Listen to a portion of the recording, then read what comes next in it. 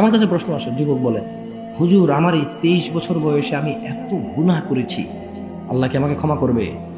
যুবক তোমাকে বলতে চাই, এভাবে বললে তোমার বাকিগুলা ক্ষমা হয়ে যাবে এটা আমি জানি, কিন্তু আল্লাহ কি ক্ষমা করবে? আল্লাহর ক্ষমার প্রতি প্রশ্ন করলে এটা ক্ষমা হবে কিনা আমি জানি না। কারণ আল্লাহ বলতেছে যে নিরাশ হওয়া সবচেয়ে বড় গুনাহ। মানে আল্লাহ যে ক্ষমা করবে এটা থেকে নিরাশ হওয়া বড় গুনাহ। উনি সব গুনাহ ক্ষমা করবে যদি ওনার ক্ষমার প্রতি আস্থা রাখা এবং ফিরে আসো। একটা আয়াত শোনাবো এই ব্যাপারে। আচ্ছা, জামশেদ ভাই বললে কি হবে নাকি? কে বলতে হবে? আল্লাহ সুবহানাহু ওয়া তাআলা বলছে, পর্দার আড়ালের দিনী বোনরা আপনারা মনোযোগ দিয়ে শুনবেন।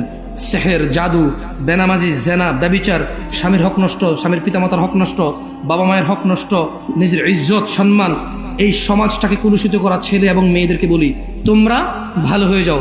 তোমাদের রব বলছে, তবে যে তওবা করে, অপরাধ থেকে ফিরে আসে, ঈমান আনে এবং সৎ কাজ করে, আল্লাহ তার গুনাহগুলোকে নেকিতে পরিবর্তন করে দেয়।